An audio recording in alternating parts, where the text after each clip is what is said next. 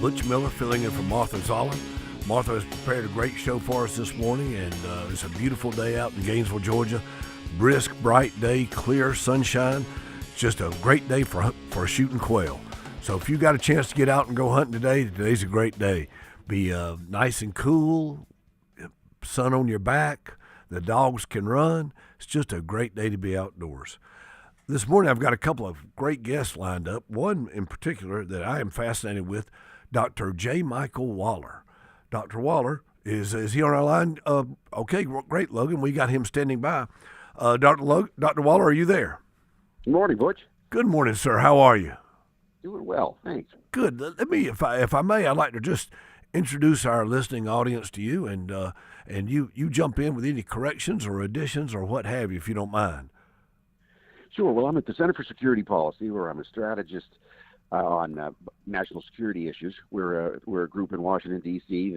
we're not funded by the taxpayer or by industry, and we look at different threats to American defense, everything from foreign enemies to subversive domestic groups. And, Dr. Waller has a concentration on foreign propaganda, political warfare, psychological warfare. He's a professor of international communications at the Institute of World Politics, an instructor at the Post-Naval Graduate School. He is he's worked at the Special Warfare Center at Fort Bragg, and is a guest lecturer at the FBI Academy. So suffice it to say that Dr. Waller's credentials are impeccable. Ladies and gentlemen, we've heard a lot over the last few weeks about national security, months, in fact, about national security, and particularly with our race with China on many fronts. And Dr. Waller, I'd like for you to talk with us about our Cold War, so to speak, with China and how it's affecting our economy, how it affects the American future, and how we go forward. Well, the Cold War with China affects all of us as Americans, because what Communist China wants to do is dominate the whole world. They're not going to do it by imposing communism on everybody like the Soviet Union tried to do. They're going to do it through economic controls over our whole supply chain, everything from raw materials that are mined out of the earth to finished products like our consumer products and supercomputers and artificial intelligence. And that if they're able to dominate artificial intelligence, then they're going to dominate every aspect of our lives. Well, this is particularly concerning for all Americans. To accentuate this point, a few weeks ago, the U.S. allowed the sale of NVIDIA H200 AI chips to China, and this raises significant political concerns, security concerns. Talk to us about what you feel the impact is going to be, what the impact has been, and how we go forward. We have technological advantage over China in a dramatic way, and if they catch up with us, we're going to have a whole new world out there. An entirely new world. I mean, imagine machines. It's not just artificial intelligence like ChatGPT and Grok. That's all handy, but you can see the biases in especially ChatGPT and some of these others. They've got ideological biases to lead us into thinking the way those programmers want us to think.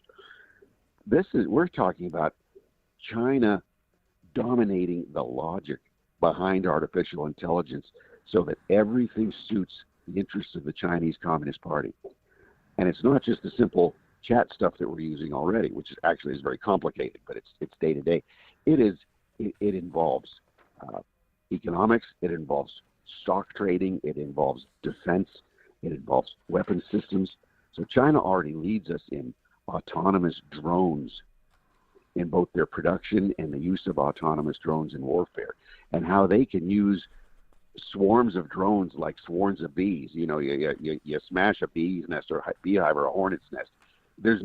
I'd rather get attacked by a bear, because then you can shoot at something and defend yourself. If you're getting swarmed by thousands of very small little weaponized insects that can kill you, same with drones, you're not going to have a chance. And we don't have a way to detect those or defend against them here on our own territory.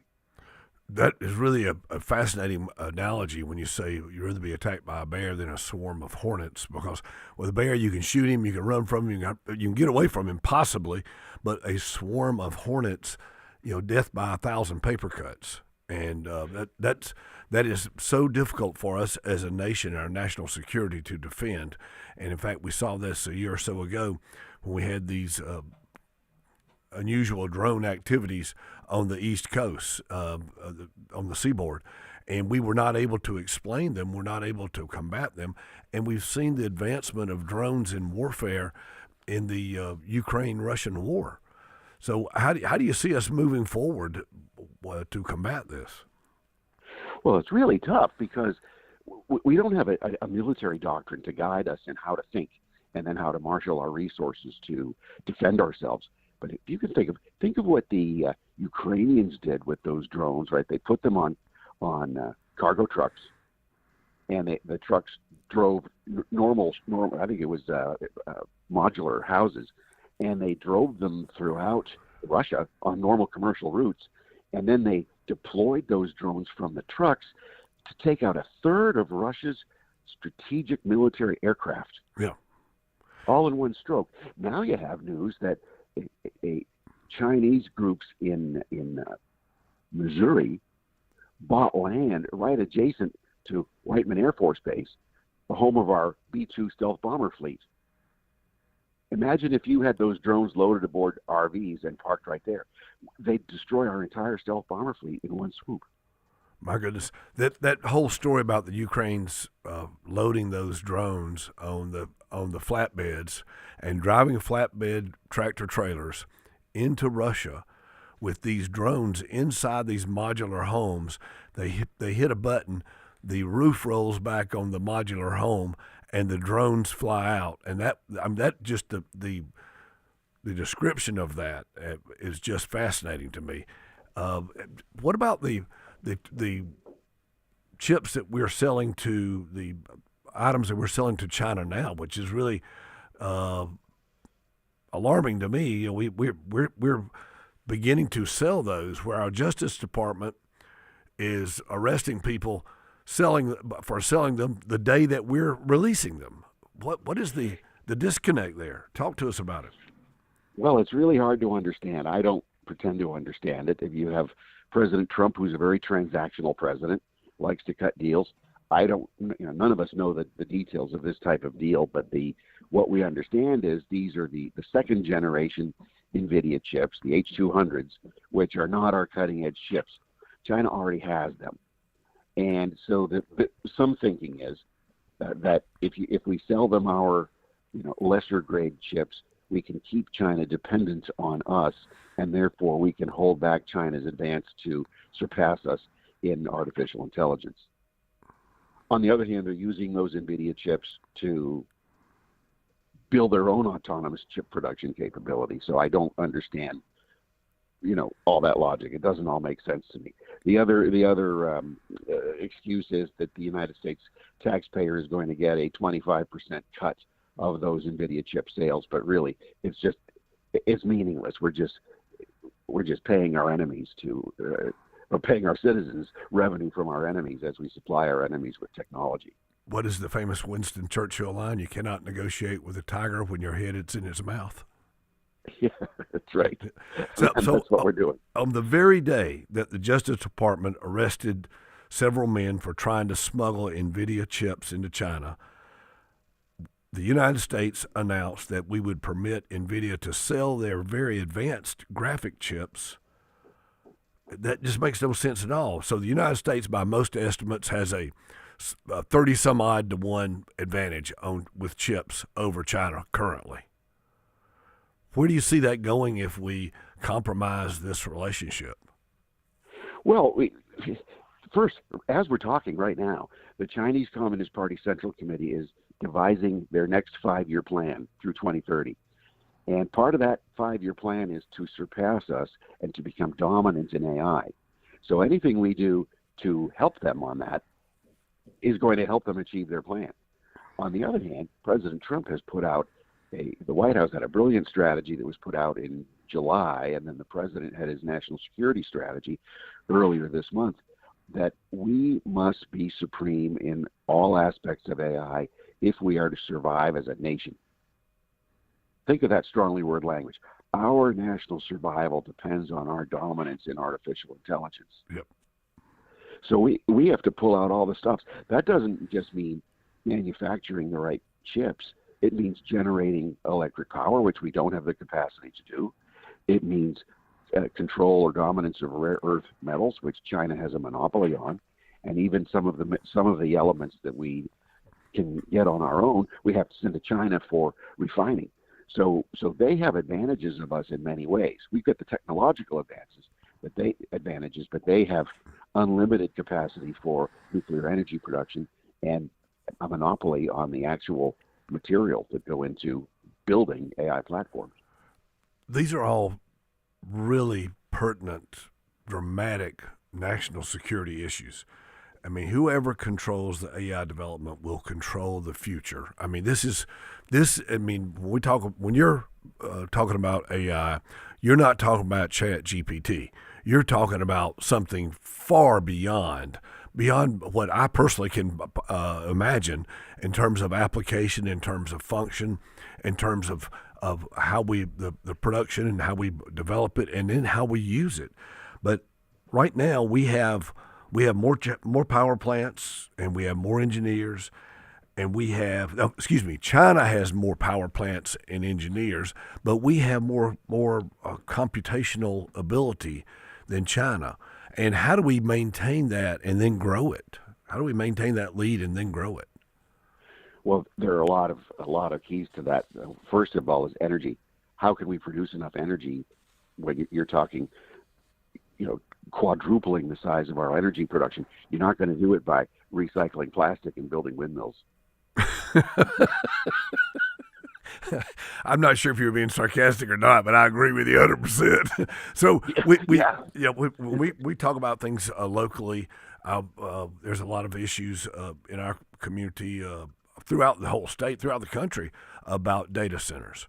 When we need to ask ourselves, do we have the power? Do we have the power to operate them? That's the first question. If we have the excess power, then you go to, do we have the resources? Do we have the water? Do we have the water to operate them? And then if the answer to that is yes, then you go to the third question. Do you have the water treatment to accommodate these plants? And then you go to the geographic question about where do they go and how do they impact communities and so forth.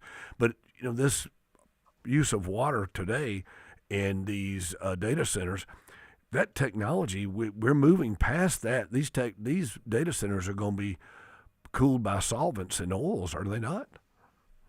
Yeah, there are new types of reactors. They're called modular reactors, and they're not like the big giant ones we see with the huge concrete containment domes. Those are 1960s, 1970s technology. This is real cutting-edge technology where these reactors can fit on a truck. They're miniature. Some of the ones that are either under development or being contracted now are like a cube that can fit in your living room. Yet they can power an entire city, and some of them are cooled by not water but by molten salt. Mm-hmm. If you can conceptualize that, melting salts to cool a reactor, and they can't melt down, meaning you can't have a 3 Mile Island type of nuclear accident with these types of things because it's physically not possible. Well, you bring up the concrete dome of the power plant, and that's our image of the power plant, of the nuclear power plant in the United States today. But these power plants are going to have to be developed on a smaller, more practical scale that can be used in communities and areas and regions rather than multi-states producing power. And how do you see that developing over the next few years, and how can we most encourage it? Well, it all depends on state and local authorities, and this is where President Trump had an executive order last Friday to cut through a lot of what the states and communities have in terms of ordinances to develop AI. On the one hand, it's really important for the country. On the other hand, it's central government taking away the rights of people in their states and their cities. So I think it should be a competition. So your places like Texas, they've got their own electric grid. They can do what they want. They're not tied into the rest of the national grid. Wonderful. So Texas will be a very attractive place. Even a tiny state like New Hampshire. New Hampshire has a fully functioning nuclear power plant, but the governor just signed a law allowing anyone to build a nuclear power plant. Wow. It's not treated as a public utility if it's not attached to the grid. That's so you can build a data center up there. Dr. Waller, if you will stand by, we'd like to bring you back and talk a little more. I really appreciate your time this morning. You're bringing a lot of wealth. You're bringing a wealth of knowledge to the show, and I appreciate it very much. Folks, Butch Miller filling in for Martha Zoller. We'll be back in just a few minutes with Dr. Michael Waller. He is a national expert, internationally known expert on security and so forth for the United States. Thank you very much. Keeping you up to date with the latest news and weather. It's what we do every day. It's the news I trust. North Georgia's News Talk. AM 550 and FM 102.9 WDUN. Always here, always local. Thanks to your generous support, Georgia Mountain Food Bank with our pantry partners have been able to provide over 700,000 nutritious meals each month to families in our community. This year, we have seen the need for food assistance grow exponentially. You can feed hope by filling plates this holiday season by giving to the Georgia Mountain Food Bank. And thanks to a generous matching gift from Milton Martin Toyota, every dollar you donate will be doubled, providing even more meals to neighbors who are struggling to put food on the table. Give today or learn how you can invest in our community at gmfb.org. You already know Gainesville Mechanical for their award-winning HVAC service, but did you know they handle plumbing too? Because plumbing problems never happen at a good time, you need a trusted, experienced team there when they do. From small leaks to major repairs, Gainesville Mechanical is here for you with 24/7 no overtime rates through their Customer Assurance Maintenance Plan. Proud to be named Best of Hall for HVAC and Plumbing, Gainesville Mechanical and Bryant, doing whatever it takes to keep North Georgia cool since 1989. Magical Nights of Lights has returned to Lanier Islands Resort. Let your holiday spirit shine as you drive through 6 miles of dazzling lights where marching toy soldiers sparkle, Santa tailgates in style, and pickleball elves play. Visit holiday headquarters at Game Changer with Clark's Pop-Up Bar or delight in a festive buffet with the big guy himself at Breakfast with Santa. The magic, the memories, the lights you've been waiting for. Magical Nights of Lights at Lanier Islands Resort. Visit LanierIslands.com for reservations. Hey, can you blow up some balloons for Jack's party? I can't. I'm so congested. You need Sinex Saline from Vicks. Sinex Saline Nasal Spray? Yeah, just Sinex. Breathe. Sinex Saline instantly clears everyday congestion associated with colds and year-round allergies with a gentle, ultra-fine mist that's no mess and easy to control. Daddy, we need more balloons. On it. Enjoy life's important moments without congestion. Try Sinex Saline from Vicks. Just Sinex. Breathe. Use as directed. 10 athletes will face the toughest job interview in fitness that will push past physical and mental breaking points. You are the fittest of the fit.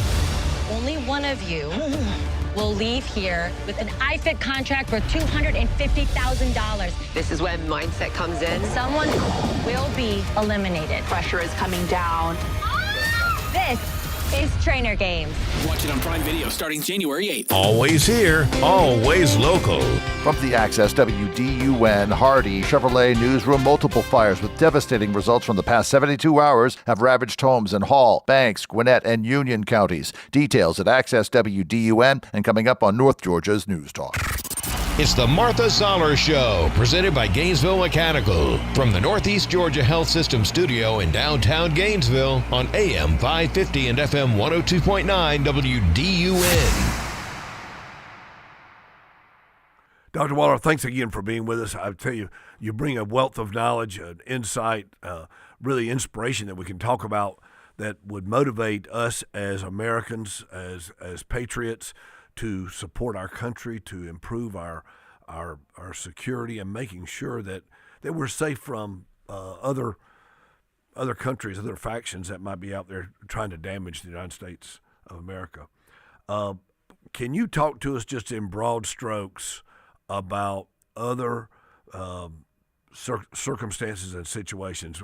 For instance, I read about these Chinese biolabs. There was one discovered in of Los Angeles a few weeks ago. They've been discovered all over the country. Can you just talk to us about and how it might affect agriculture particularly? Oh, this is the real scary thing. The Chinese military has a 3-star general in charge of biological warfare.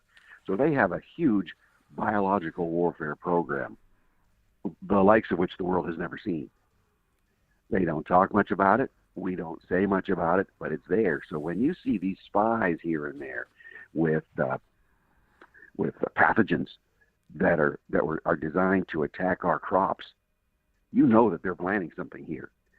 When you see Chinese spies in the American agricultural schools, yep, where they're doing research and development, yes, they're not doing it just so they can become smarter and become productive members of a workforce. They're doing it to spy on our technologies for developing more efficient, more nutritious crops. And we have to ask, why are they doing that? Why that and pathogens? Are they doing this in order to become self-sufficient in crops that they import from us and then learn how to wipe out our crops? Gotcha. Well, that's the kind of thing that scares us, that really alarms me, where they might come and bring a biological pathogen that would kill our wheat crop, that would kill our apple crop, that would kill our peanut crop, that would kill our soybean, our orange crops, national crops that we use to feed the entire world with could be damaged. Dr. Waller, I can't tell you how much I appreciate you being with us today. Thank you so much for your insight, your knowledge, and for your dedication to your field. Thank you. Good to be with you.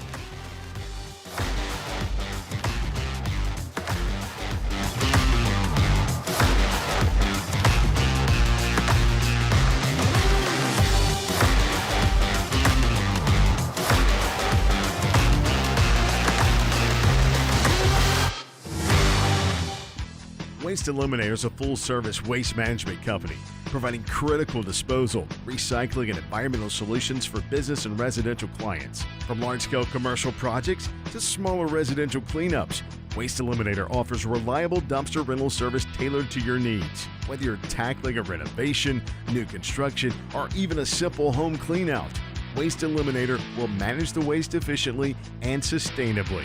Visit online at wasteeliminator.com.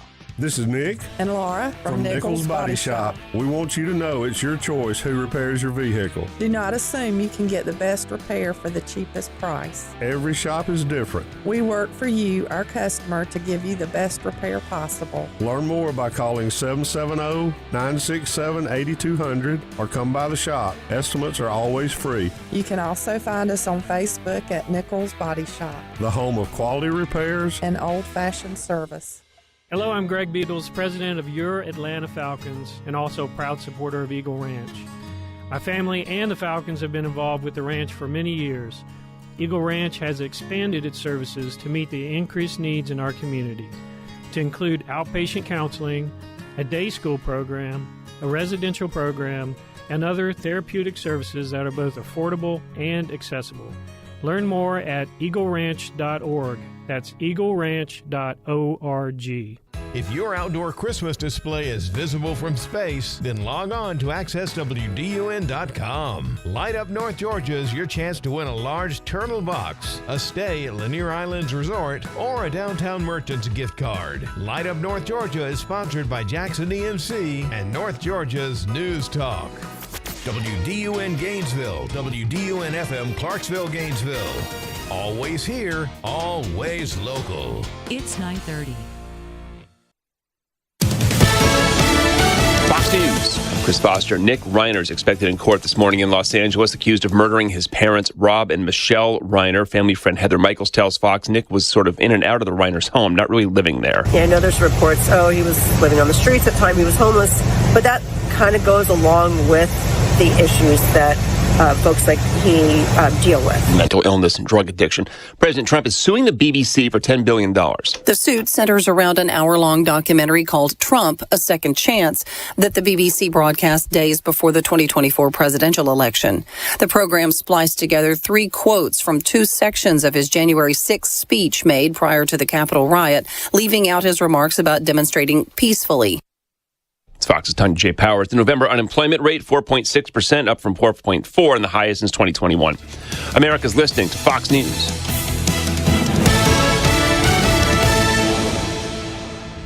Always here, always local. From the Access WDUN Hardy Chevrolet Newsroom, I'm Steve Winslow. 2 people were critically injured in a UTV crash near Maysville this past weekend. WDUN's Hamilton Keener reports. The crash happened late Saturday night on Gouder Road just north of Maysville, according to officials with Banks County Fire and Emergency Services. A report from the Georgia State Patrol said 31-year-old Clayton Richardson of Maysville was driving the vehicle when he lost control and the vehicle left the roadway, overturned, and hit a tree. Richardson and his passenger, 28-year-old Garrett Wessels of Jefferson, were both critically injured and taken to Northeast Georgia Medical Center in Gainesville for treatment. The State Patrol said charges could be pending against Richardson. Cameron Grogan with Project Turbo recently joined WDUN's Drive at 5 program to discuss the controversial proposal to build a data center on O'Kelly Road in Hall County. And despite initial approval, developers withdrew their application to rezone for light industrial use due to the county's lack of a clear policy on data centers. Just to clear up any confusion, we withdrew our application not because we want to walk away, but because it's just clear that the county hasn't yet decided if it wants a data center. And if it does, then we need to all take a step back and come up with some rules and regulations of how those will be developed. And Grogan added the annexation into the city of Gainesville is possible, but he did not confirm that it is their next move. More news at Access WDUN.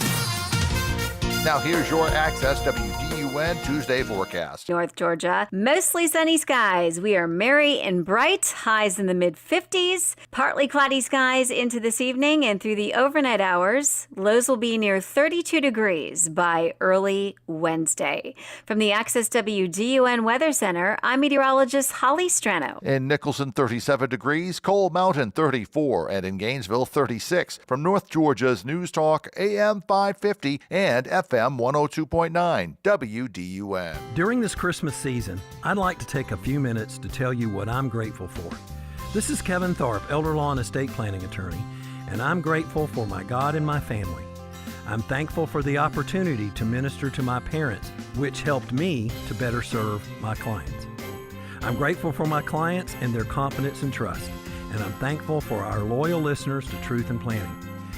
Merry Christmas, and if I can talk to you about your needs, please log on to KevinTharp.com. Your roof protects your family, your guests, your pets, and your most precious belongings from the elements, and you hardly think about it, especially if it's a metal roof from Dawsonville Metal Products. Dawsonville Metal Products is your metal roofing specialist, ready to give your home a new look that will last a lifetime. Call Dawsonville Metal Products today at 706-265-3099 or log on to their website, DawsonvilleMetal.com. That's Dawsonville Metal Products, everything that matters under one roof. Use the Access WDUN Talk and Text line, presented by M&R Rental at 770-535-2911, and be part of the conversation. From the Northeast Georgia Health System studio in downtown Gainesville, it's the Martha Zoller Show on AM 550 and FM 102.9 WDUN. Good morning, Sunshine. Butch Miller here, filling in for Martha Zoller. And we have got a couple of minutes here. We'll talk about politics, football, sunshine, the weather, and whatever else y'all would like to discuss. Logan, who you got for this weekend? I mean, this week in the Georgia high school playoffs. Oh, man. You know, we got a game on tonight, Butch. We got Buford and Carrollton. That's going to be a slugfest, I'll tell you that much. We're going to be broadcasting that one tonight at 7:30. Here's some pregame coverage here, AM 550 as well as FM 102.9, so y'all don't want to miss that out there. But there's a lot of great schools out there, Butch. But I was saying, for really since the whole debacle went down with Gainesville, you know, a couple of weeks ago against Brunswick, where they had the brush-up, we'll say, on the field. Brush-up? Yeah, we'll call it a brush-up, a tussle. That's the understatement of the year. That's like saying Hitler didn't like Jews. I mean, that's ridiculous. Brush-up, yes, it was a brush-up. But I have to tell you something. It motivated the Red Elephants. It did. And I said to the newsroom, to anyone who would listen, I said, Butch, we have to get that movie script ready. Because after fighting the man and going through all that and the legal process that went on. Had the week suspension. They didn't have a game for a week, and then they had to come back and play on a Thursday and come back play the next Friday. Right. Win both those games against two obviously great opponents. Both they're on the playoffs. They beat Langston Hughes, which was a favor. I mean, they were a very good ball club. They were, but Gainesville they flipped the script on them. They put they got the belt out, and it was a great time. And I think that if Gainesville could keep the momentum, that they have a good shot of getting the final title there and win the whole thing. Brunswick may have very well created a team of destiny with Gainesville, because Gainesville all of a sudden has something to prove. I mean, they were all excited, but now they really have something to prove. So I'm really thinking that Gainesville may be a team of destiny and may just keep rolling. And I hope that's the case, because there is no better entertainment dollar than the high school sports. I mean, I don't care if it's basketball, baseball, football. Those kids are 110% in. They are on board and wanting to get it done. So it's a great opportunity for them. Yeah, and it's going to be a fun time. We got the end of we got college football playoffs about to start up. We've got high school football ended here soon. We have a couple games in the bins tonight. Yes. Throughout the rest of the week, really. And of course, we know for high school basketball, that's ramping up. We got the Lanier Land tournament end of the week, and it's going to be a fun time. But Butch, I will give you a surprise here. We got a friend of yours, Mr. Kennedy, called in. He said he is ready to talk with you. So let me get him on the line here. Yeah. Okay, great. Put him on. All right, we got him on here. Johnny, there. I'm here. Good morning. All right, go ahead, Butch. John Kennedy, what part of the world are you in? Good morning, Butch. I'm in a cold part, but that could be anywhere in this beautiful state of Georgia this morning, couldn't it? You got that right, my friend. I'm in Macon at home this morning. Okay. Well, folks, if you're not aware, I'm sure most of you are. John Kennedy is a candidate for lieutenant governor. He's currently our president pro tem of the state senate. He has served in the state senate for a number of years. Just a fine individual, and my friend, a friend of mine, friend of my family. And I was going to find out what part of the world he's in and how's the campaign going, John? Fill us in. Butch, thank you for asking, and thanks for having me on this morning. It's great to get to visit some folks and talk to folks in Gainesville. The campaign is going great. We are getting all over the state. As you know, it's a big, beautiful state with lots of great folks, and you want to get out and meet all of them, and so you do the best you can, and we are doing that. We had a South Georgia swing week before last and hit a lot of South Georgia. Had the privilege of being up there with you last week, Butch, for the Gainesville Hall Eggs and Issues, and what a great time that was. I don't know if your listeners, for those that were not there, you'd all be so proud of your very own Butch Miller, who emceed all of the legislators as they discussed eggs and issues. And what a great feeling it was. And I understand, Butch, the pride that you've always talked about of being from Gainesville and the folks there in Hall County. What a great synergy among the business community, those that serve politically, and everybody else who come together to make it just a great place to live and do business. Right there. It was good to be with y'all last week. Well, we were glad to have you. We've also had a couple of your competitors. Steve Gooch was with us as well. But you mentioned that I'm from Gainesville. I'm not from Gainesville, John, but I got here as quick as I could. When I first ran for office many years ago, this lady said, "Mr. Miller, are you from Gainesville?" I said, "No, ma'am, but I got here as quick as I could." but thank you for being with us last week. And I have to tell you, ladies and gentlemen, listeners, if you were not part of that Eggs and Issues, if you were not there, I understand a lot of people had to work and so forth. But I'll tell you, our schedules don't always line up with that sort of thing. A lot of times mine doesn't line up. But the fact is, we had 600 or so people in the ballroom there at Lanier Tech. And as I've traveled across the state of Georgia from one end to the other, from Fargo, Georgia, if you don't know where Fargo, Georgia is, ladies and gentlemen, it's down at the very southeastern corner of the state, where that little nipple, at the bottom of the state is, it's as far as you can go in Georgia, and that's why they call it Fargo, Georgia. From Fargo, Georgia to Chickamauga, Georgia, I have never seen a community that rallies around and has the synergy that Gainesville and Hall County in Northeast Georgia has. And it's just a great place to live, great place to raise a family, and great place to do business. And, John, we just appreciate you taking the time to come all the way from Middle Georgia up to Gainesville and share with us our eggs and issues. We've got a great group of legislators, all of which you know, all of which you've worked with. And tell us what you'd anticipate coming up in the coming session. Of course, I realize you've got different plans for this coming session, but tell us what you anticipate coming up during the upcoming legislative session. Yeah, Butch, thank you for asking. And by the way, just so folks know, I not only was out there last week, but I have the privilege of having lived in Gainesville for about 3 years, many years ago, shortly after I got out of law school, and practiced with the Welchel, Dunlap, and Ginlat firm there in town, and loved it, and had some great mentors like Dub Bagel and others that helped formulate me as a young lawyer and somebody who was getting involved in the community and enjoyed being a part of the JCs there. And I remember standing out in the rain at the intersection there on a cold December weekend raising money. And just everybody being so generous and as you mentioned, such a great spirit. But looking forward, I think it's going to be an interesting session. 2026 is a big year for all of us in Georgia because all of the top constitutional officers are up for election, from our governor, lieutenant governor, attorney general, secretary of state, and one of our United States senator spots. And so there may be some familiar faces, but it's going to be new people in all of those spots.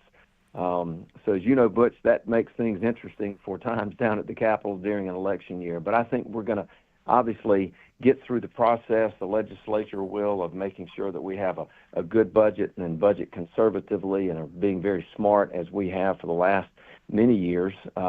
This will be Governor Brian Kemp's last year serving as governor, so I'm not sure what legislative initiatives he has coming up for the year.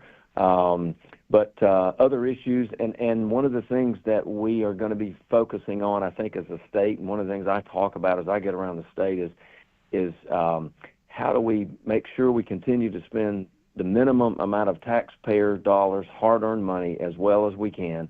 How do we figure out how to reduce those tax burdens on folks, and how do we address the issue of helping folks make ends meet? There are pockets of our economy and pockets of our state, and a lot of folks that are having trouble and struggling to make ends meet, and we get hit in the face with that when we check out at the grocery store, and when we do other things and get hit by a large bill. And yes, a lot of that is a continuation of the inflation economy that Biden left for us. But there are also some economic winds of change out there. Long term, Georgia's in a great spot, and we should be very optimistic. But we've got to be smart about getting through it. We're all seeing. You see it at the pump. I call it F squared and H squared. F squared would be fuel and food, and H squared would be housing and health care. So those are four big issues that are facing all Georgians, facing all family members, particularly facing the breadwinner and breadwinners in the family. Their challenges, no doubt about it. Now, you mentioned raising money in Gainesville. So John was ringing the bell for Salvation Army, folks. So he wasn't out there panhandling. he was ringing the bell for Salvation Army, and he mentions some great, fine individuals, Dub Bagwell and others that he worked with in that law firm. But I also it made me think of my late friend, the late John Melvin. When I joined Rotary, he said, get to know your fellow Rotarians, you'll be glad you did. And it stuck with me. Get to know your neighbor, get to know your family, your family's friends, get to know those who will live around you, who work around you. You'll be glad you did, I promise you. And we're just glad to have John with us this morning. John, any parting words you might want to share with us? We got run out of time here, but we're really glad you called in. Well, no, Butch, thanks for giving me the chance and to get to visit. Just would let folks know that for those interested in our campaign, we'd be extra honored for those that would want to look and check out what our campaign is doing, what we stand for. it's as Butch as you mentioned. My name is John F. Kennedy, so our campaign is JFK for Georgia. So JFKforGeorgia.com has got information about the campaign. Would be very honored to have anyone's support and happy to talk about what I stand for and what I want to do and the leadership that we want to provide to continue to have good, conservative, trusted legislative results going forward for the state of Georgia if I'm elected to be lieutenant governor. Well, we appreciate your time this morning. We appreciate your leadership. We appreciate you offering for public office. It takes time away from your business. It takes time away from your family. It takes time away from your life. And it is a rewarding experience, but it has a price. It has a price. And you guys, you're paying the price, and we appreciate it very, very much. John, please tell Susan hello, and we'll look forward to seeing you soon. I will, Butch. Great to visit with you and hope to see you soon as well. Merry Christmas, my friend. Folks, this is Butch Miller filling in for Martha Zoller. Thank you for being with us this morning. We've got more surprise guests coming up. Have a great day. Thank you.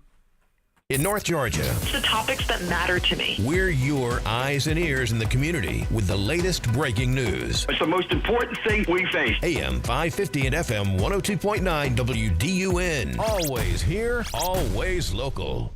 Whether it's a slip that ends in a slip disc, a trick knee that's holding you back, or shoulder pain hurting your game, you can count on Northside Hospital Orthopedics. With leading care in Georgia at convenient locations all across the state, we're here to get you back on your feet, no matter what comes your way. Because Georgia moves us, and we keep Georgia moving. Find a provider near you at northside.com/ortho. That's northside.com/ORTHO. Would you take advice on how to collect money from the folks that owe it to you? That's exactly what you do when you let an insurance company steer you to their contract shop. At Nichols Body Shop, we earn our customers one at a time. We depend on repeat customers and referrals to keep our shop busy. When you need a repair shop, please consider picking a shop that works for you. Nichols Body Shop in Flowery Branch, where the best sign of a quality repair is no sign at all. Find us on Facebook or call 770-967-8200. While technology has certainly changed the way people do business, it hasn't changed the way we treat our customers. It's Mike Cormier, and at Hardy Chevrolet, we are as committed to excellent customer service as the Hardys were when they started the business here in Gainesville over 4 decades ago. When it's time for a new or used vehicle, remember what Charles Hardy always said. We love you and we need you. Together, let's drive. At Hardy Chevrolet, Brownsbridge Road in Gainesville, online at hardychevrolet.com. This is Mark Turner with Select Pest Control, and my grandkids want to tell you a story. 'Twas the night before Christmas, when all through the house, not a creature was stirring, not even a mouse. 'Cause they called Select Pest Control, duh. Select Pest Control wants to wish you Merry Christmas. If you want to have a pest-free Christmas, give Select Pest Control a call at 770-536-8837. And Merry Christmas. Magical Nights of Lights is back at Lanier Islands Resort. This season, let your holiday spirit shine as you drive through 6 miles of twinkling lights, from marching toy soldiers to brand new surprises like tailgating Santa and pickleball elves. Turn the magic into memories with overnight packages for the ultimate Christmas experience, featuring breakfast with Santa and elf tuck-ins that bring the wonder of the season to life. The lights are glowing, the joy is calling. It's time to celebrate at Lanier Islands Resort. Visit LanierIslands.com for reservations. Always here, always local. From the Access WDUN Hardy Chevrolet newsroom, 2 people were critically injured in a UTV crash near Maysville this past weekend. Details at Access WDUN. And coming up on North Georgia's News Talk. It's the Martha Zoller Show, presented by Gainesville Mechanical. From the Northeast Georgia Health System studio in downtown Gainesville on AM 550 and FM 102.9 WDUN. Hi, folks. Butch Miller filling in for Martha Zoller on her show this morning. Thank you very much for being with us on this cool, crisp, beautiful day. It's absolutely great. As I was saying earlier, it's just a great day to be shooting quail. You know, you got the sunshine on your back. It's not too windy. It's cool. The dogs can work well. It's a great day to be walking behind a bird dog. And, you know, I was thinking about when I was a kid, you'd get behind a bird dog and you'd walk for hours and hours and then try to make a big loop and get back home. But, those were just a different day and time. But it is a great day to be outdoors. It's a great day in Gainesville, Georgia. Folks, I've got another calling guest on the line, my good friend, Blake Tillery, who also is a candidate for lieutenant governor. Blake is a legislator and an attorney in Vidalia, Georgia, and just a fine individual. He's got a fine family. He and his family just got a little boy. And Blake, are you online? Butch, how you doing, man? I'm doing great this morning. I'm good, my friend. How are you? I'm doing great. We're actually spending a little bit of time down here in South Georgia, man. You somehow or another, maybe it was the radio station, you brought your North Georgia weather down to us. It's 26 degrees down here this morning. Oh, my goodness sakes. It's cooler there than it is here. How's Ashley Nicole? Everyone's doing really, really well. Thanks for asking. She's delivering babies this morning in Vidalia. My wife's an OBGYN, and you're right. Yeah, we got 2 little boys, and they are ready for Santa. Yeah. 2 little boys. I didn't realize you had a second son. That's fantastic. Congratulations. Time flies when you're having fun, Butch. You got that right, my friend. I told somebody earlier that I think Thanksgiving was possibly the best day of my life. And it was really, I got up around 6 a.m., put the turkey on, had it finished by 10, carved it up. People started arriving at 11. We had our 2 sons, their children. We're in the grandparent business these days, and there is nothing finer. It's the best gig in town. And so we had Carrie and Charlie and their wives, Jessica and Alyssa, and Carrie's 2 children, JC and Julia, and Charlie's son, Theo. Plus my in-laws, Jack and Joyce, were there, and just had just a great day. And Doug and Karen joined us, so just a great day, great Thanksgiving. Blake, I've introduced you a little bit, telling them that you're an attorney in Vidalia and that you're serving the state legislature and the state senate. You're appropriations chairman. You're running for lieutenant governor. Tell us about your campaign. Tell us about how things are going. Oh, by the way, my friend Wayne Noggle says to tell you hello. Yeah, Wayne's done a lot with foster care. As you know, we've had several foster children in our house. Still have one right now. There's one that left earlier this week to be back with his family. We hope he has a very Merry Christmas, and we know that's how the system's supposed to work. But still sad as they leave your home, but you hope they're going to a better place. Yes. Wayne's doing a lot of work in that field. Campaign, things are going great, man. We were in Jackson County on Saturday. Saw a lot of folks up there, had a lot of fun. I know we didn't quite make it into Hall County, but hopped around it and then had to come back south. But things are going well. Of course, you know I'm in charge of the committee to eliminate Georgia's state income tax. We've got some little bit of work to do to get that there, but I'm really excited that I think that we're going to be able to do something really big here and move Georgia forward. Of course, you know we had one of those meetings at the Long Street Cafe there in Gainesville. That's correct. Had a lot of public input from folks there in Hall County.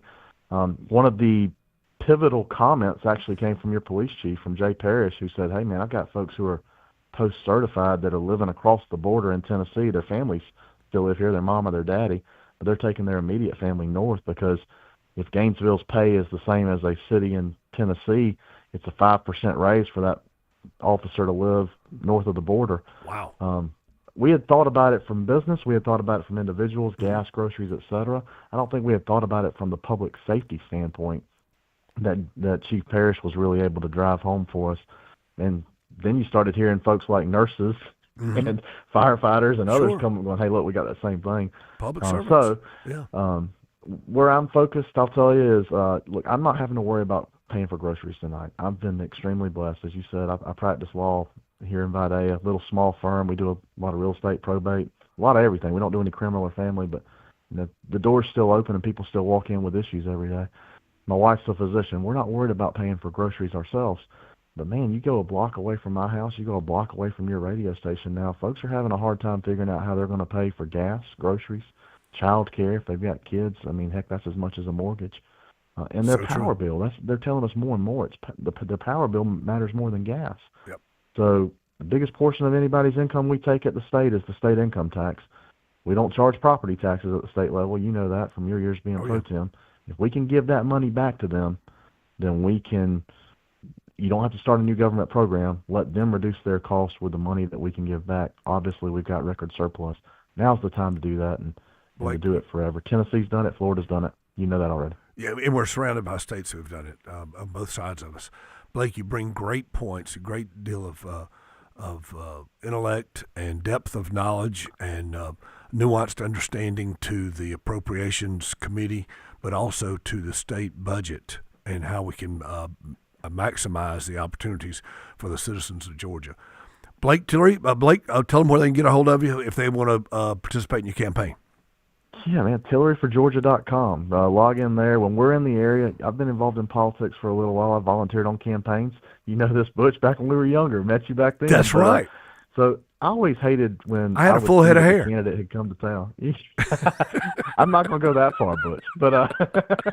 But I hated when the candidate would come to town and you'd find out later by reading about it in the paper. So we try to let folks know when we're there in advance. If you go to that website, we like to send you out a text or an email and say, hey, we're coming. So you can come talk to us before you read about it in the paper. And that website was? TilleryForGeorgia.com. Have a great day, my friend. Thanks for calling in. Have a good one. Bye-bye. Merry Christmas. Folks, Butch Miller filling in for Martha Zoller. Thank you so much for being with us today. We're going to have a little change of pace here. We've called in our friend Wayne Noggle. He's going to talk to us about foster care, and just a fine individual, a wonderful man, doing a great service for the least of these in Georgia. Coming back in just a couple of minutes. Thank you very much. Oh, no, we're not coming back. Logan says we're not coming. Wayne, come on over here and sit down. Come on over here and sit down, and we'll get you in here in just a second or two. But let's go back to Logan, high school and football. No, we can't. We got to get out of here, Butch. We'll be right back. Patricia Murphy scheduled to come up here on the Martha Zoller Show. Stay tuned. We'll be back in just a few minutes after these commercial breaks.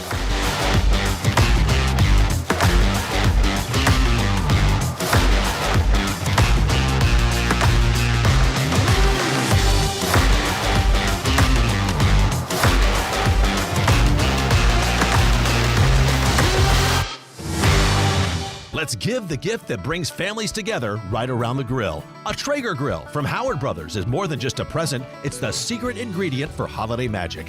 Whether it's slow smoked brisket, holiday ham, or cookies fresh off the grill. Yes, cookies. A Traeger is the gift that keeps on giving all year long. Visit Howard Brothers today and find the perfect Traeger grill for your holiday wish list. Don't wait. Santa's sleigh is filling up fast. Howard Brothers, family-owned, locally trusted, and ready to make your Christmas unforgettable. If a Lenovo computer for your business is on your holiday list, don't shop around. Just go directly to the source, Lenovo.com. It's your last chance to get exclusive deals on the PCs you want for your business, like the ThinkPad X9 14 Aura Edition and Yoga 7i 2-in-1. So avoid all that shopping chaos and price comparing, and just go directly to the source, Lenovo.com, where PCs are up to 35% off. That's Lenovo.com.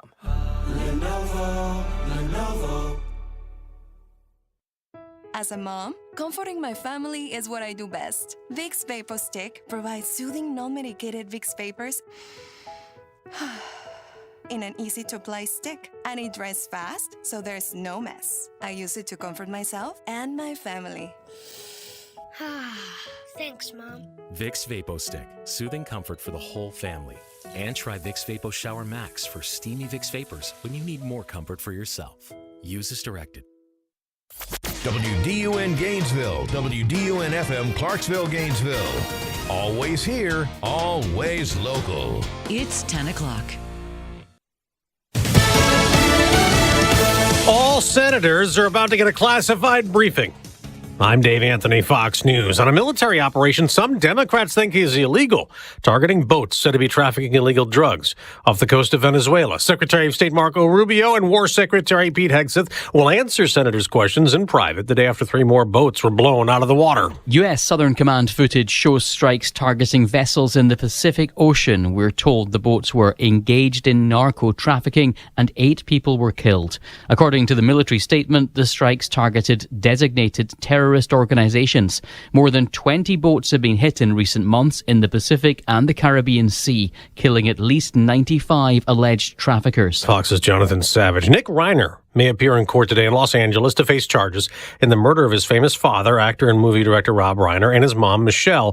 Fox's Jonathan Hunt reports from L.A. This is In Focus. An argument that apparently took place between Rob Reiner and his son, Nick, at a party on Saturday night at the home of Conan O'Brien. So what we don't know is the gap between that argument happening and the discovery of the bodies here on Sunday afternoon. We just got a big economic report delayed by the government shutdown. Last month's unemployment rate rose to 4.6%, the highest in 4 years. Job creation was a little stronger than expected in November. There were 64,000 new jobs last month. However, there were 105,000 jobs lost in October.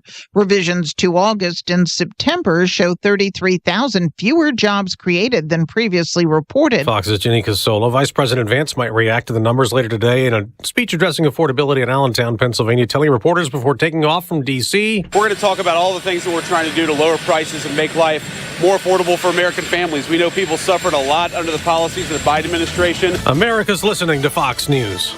Always here, always local. WDUN. From the Access WDUN Hardy Chevrolet Newsroom, I'm Steve Winslow. Officials in Union County investigating the Sunday structure fire that left 2 children dead. WDUN's William Daughtry has this report. Union County Fire Rescue says crews were called to the Warren Trailer Park off of Mount Pleasant Church Road just south of Blairsville. The responding units arrived to find a single-wide mobile home fully involved with fire and the roof collapsed. The children, believed to be 3 and 6, were still inside at the time. Crews worked to contain the blaze, but the children died in the fire. The cause is unknown at this time. Just 1 day later, a property fire in Union County brought emergency crews out to douse flames and treat a person for burns in the afternoon hours. WDUN's Lawson Smith with this report. The Union County Fire Rescue and EMA teams were called to a reported property fire along Leisure Time Road on Monday. Authorities arrived to discover a structure on the property was fully involved in flames and had spread through many of the items located around the property. The Fire Rescue and EMA's Facebook page post reported one unidentified person was taken in for treatment to a nearby hospital for undisclosed burns. The cause for the fire has not yet been reported. No one was hurt following a fire that destroyed a duplex in Hall County Monday morning, as Hall County fire crews say that they were working with Gainesville Fire Department on the scene of the Georgia Avenue fire at 4 a.m. Monday to find a second floor of the duplex in flames. The fire reportedly extended to the attic. All residents were able to evacuate before crews arrived with no injuries. The fire is under investigation with the Hall County Fire Marshal's office. And after the developers of the Project Turbo data center project withdrew their application to rezone for light industrial use, one developer has joined WDUN's Drive at 5 recently to discuss the future of that controversial proposal. Cameron Grogan with Project Turbo was asked if they would potentially annex into the city of Gainesville. The annexation option into the city has always been an option, right? We are next to the city. We didn't pursue that route because, again, really good initial conversations, county approval, followed the future land use plan. Grogan added that he still believes the project is a benefit for the county and that he would like to work with commissioners to address their concerns. And you can find more details and more news by going to Access WDUN. Now, here's your Access WDUN Tuesday forecast. North Georgia, mostly sunny skies. We are merry and bright, highs in the mid-50s. Partly cloudy skies into this evening and through the overnight hours. Lows will be near 32 degrees by early Wednesday. From the Access WDUN Weather Center, I'm meteorologist Holly Strano. In Clarksville, 38 degrees, in Tiger, 36, and in Gainesville, 40. From North Georgia's News Talk, AM 550 and FM 102.9 WDUN. Hello, I'm Greg Beatles, president of Your Atlanta Falcons and also proud supporter of Eagle Ranch. My family and the Falcons have been involved with the ranch for many years. Eagle Ranch has expanded its services to meet the increased needs in our community, to include outpatient counseling, a day school program, a residential program, and other therapeutic services that are both affordable and accessible. Learn more at eagleranch.org. That's eagleranch.org. It's bad enough you get wet when your roof leaks, so don't get soaked when it comes to getting it repaired. This is Chris Earls at Georgia Select Roofing, where we have outstanding Google reviews and an A+ BBB rating, because we know roofing and customer service. If it's a new roof, a roof repair, or gutters and downspouts, Estimates are free, and we offer financing. See us online at georgiaselectroofing.com or call me at 678-316-6899. At Georgia Select Roofing, we have you covered. Talking about the issues that affect you most. It's the Martha Zoller Show, presented by Gainesville Mechanical. Now from the Northeast Georgia Health System studio in downtown Gainesville, here's Martha Zoller on AM 550 and FM 102.9 WDUN. Always here, always local. Hi, folks. Butch Miller filling in for Martha Zoller, and we've got one of my favorite folks on the line, Patricia Murphy. Patricia, are you there? Hey, I'm here. How are you? Patricia, you don't call, you don't write. What about a thing? You know that's not true. I do call, and I do write. You did call. You do call and you do write. I stand corrected. You called today and you do write. For those of you who might not be familiar with Patricia, she writes for the Atlanta Journal-Constitution and has been a long-time political pundit and procrastinator. In fact, I would say one of the most prolific political prognosticator I've known in quite some time, and we just appreciate your insight and your views. And we're going to just kind of toss it to you and let you have some discussion, lead the discussion about politics in Georgia right now. We've seen a little bit of change, and from a Republican standpoint, I'm a Republican. I don't know what this means in terms of strength, or is there I just don't know what it means with our Public Service Commission, with races throughout the Southeast, with our House of Representative race over near Lake Oconee, those kind of things, and hopefully you can provide us a little insight. Yeah, of course. Well, it's such a change of roles. I'm usually asking you the questions, but I will try and answer your question. So, yeah, I actually just wrote a column for the AJC that there are really what I would call a few red flags for Republicans in Georgia about the 2026 elections coming up. We have to start the conversation by saying Republicans control, as you know, just about everything. They control the entire state. They occupy all of the constitutional offices. So Republicans are coming into this, I guess you could kind of say, with a lot to lose. We have 2 Democratic U.S. senators. Don't forget that. Well, yes. They are not I'm not including them in my yes, constitutional offices. I understand. You have 2 Democratic senators, of course, yes. Who have won narrowly, but they have won. So, of course, that tells us that Georgia elections are changing. The thing that has really caught our attention is a series of events recently this fall. You mentioned the Public Service Commission races. Those, of course, are the regulators who work with Georgia Power, oversee power rates, oversee new electricity centers, new nuclear power plants. They are doing all the work on the data centers, which I think is going to be a real issue coming up. And what we saw in those Public Service Commission races that really got our attention, not just that Democrats won both of those statewide races, but that in the races, Democrats increased or made more Democratic 158 out of the 159 counties in Georgia. This was not just about their strengths in blue areas. It was not just about Atlanta. Democrats got more strength in every single part of the state. And they used that data and are going to use that data in other races that are coming up, especially for legislative seats. And so what I mean by that is that the Democratic Party of Georgia looked at the returns, looked at where they saw Democrats making even unexpectedly strong showings in those PSC races.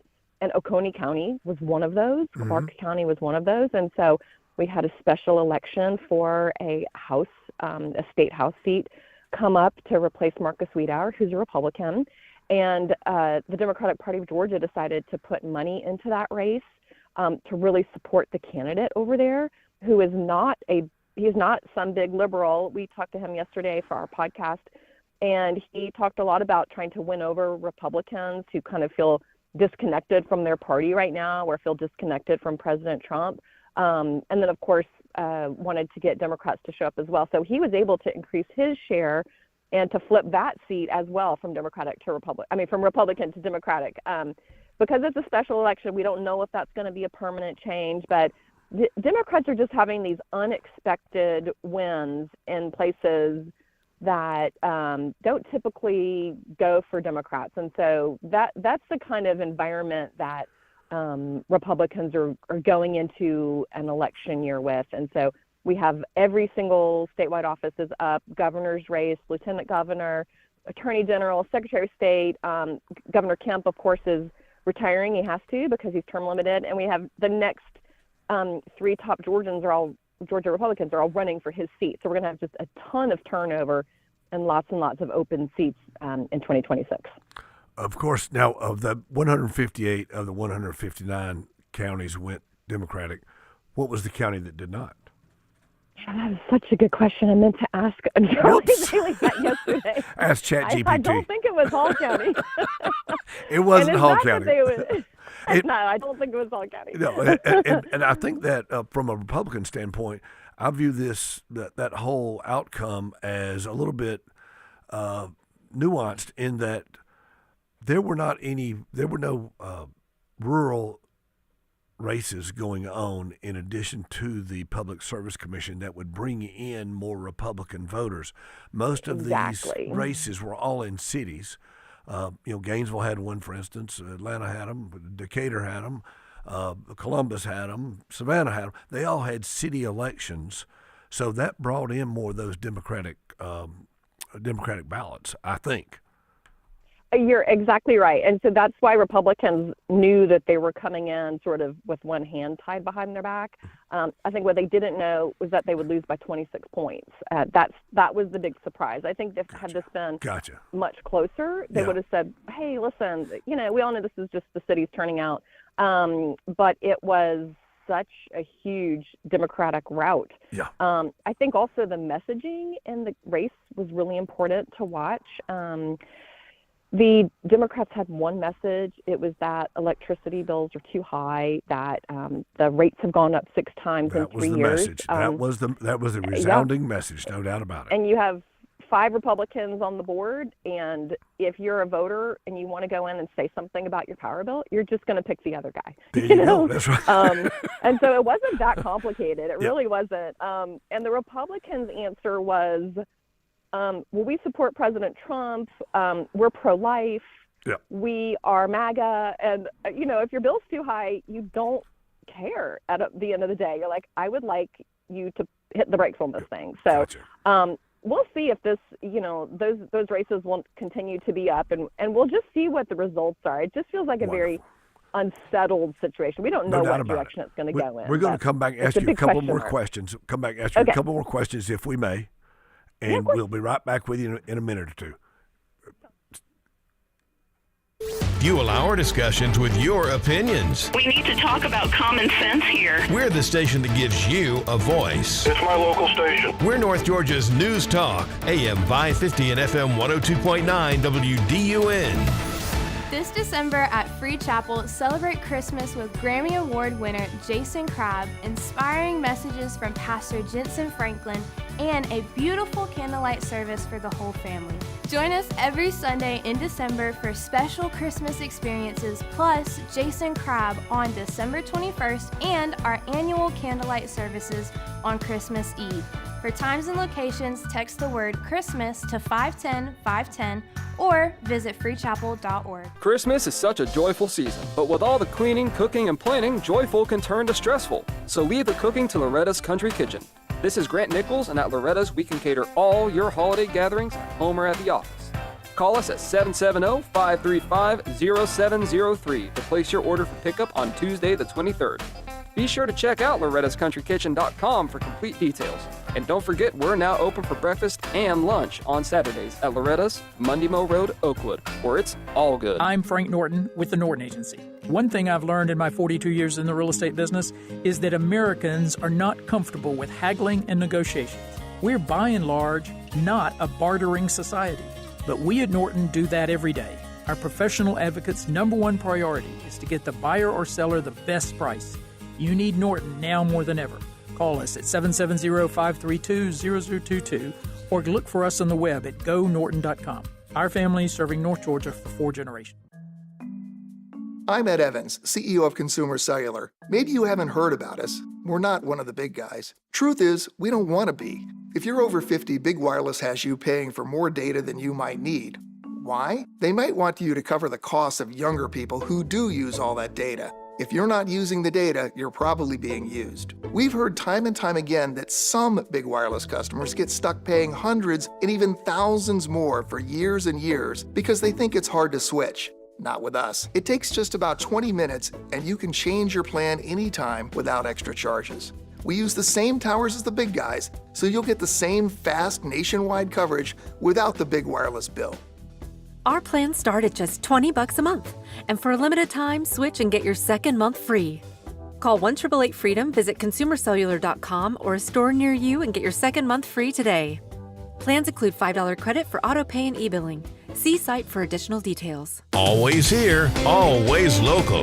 From the Access WDUN Hardy Chevrolet newsroom, an appointed judge for Barrow and Jackson counties says she now plans to run for the seat in next year's election. Details at Access WDUN. And coming up on North Georgia's News Talk. Use the Access WDUN Talk and Text line, presented by M&R Rental at 770-535-2911, and be part of the conversation. From the Northeast Georgia Health System studio in downtown Gainesville, it's the Martha Zoller Show on AM 550 and FM 102.9 WDUN. Hi, folks. Butch Miller filling in for Martha Zoller. Thank you for letting me be here today. And I got one more question for our good friend Patricia Murphy. Patricia, I've noticed that there's just a litany of excuses that that I'm hearing that are being made about the outcomes of the recent elections. Republicans apparently were just not motivated to show up. What will motivate Republicans to show up? Well, so now this is the kind of question I would call you for the answer to. I've turned the table again, on I'm you. going to have to where you myself. stand depends on where you sit. I know. To me, the wild card is President Trump. Is President Trump somebody who he has been the motivator for this Georgia GOP? True. Yep. In some years he depresses election. It really depends on how he's doing in the White House that moment. He has said he's going to travel in 2026. He's going to get out to the states like it's his own campaign year. And he may be the best thing that ever happened to Republicans or the worst thing, depending on how he's doing in the White House at that moment. Right now, he's really struggling with his approval rating on the economy in particular. I think he said something that's come back to haunt him, saying that affordability is a Democrat hoax. That's not true. I think if his messaging can turn around, he could be a big benefit for this particular GOP base right now. But I think for independent voters and moderate Republicans, that's a really sticky situation as well. So I leave it to Josh McCune, the head of the Republican Party, to figure out their motivating factors. It's tough in an off year for them, for a midterm with a president in the White House. That's traditionally an uphill battle. That's so true, so true. And a couple of times that they did, that I think the turnout was depressed, was the year that Kelly Loeffler was running for re-election of the U.S. Senate. I mean that outcome, that Republican turnout was clearly depressed in two major areas, Dothan, Georgia, and Valdosta, Georgia. And it's all about the messaging. It's all about the involvement. It's all about cheering people on. That's what you got to do. You got to encourage people, right? I think so. Well, you're the expert. Patricia, thank you so much for being with us today. I really do appreciate it. Thank you. Have a great day. Having me. Great to talk. Merry Christmas. Folks, I've got a special guest with me today, Mr. Wayne Noggle. Wayne, introduce yourself and tell us a little bit about your role and what you do in communities, in families, in the entire state of Georgia.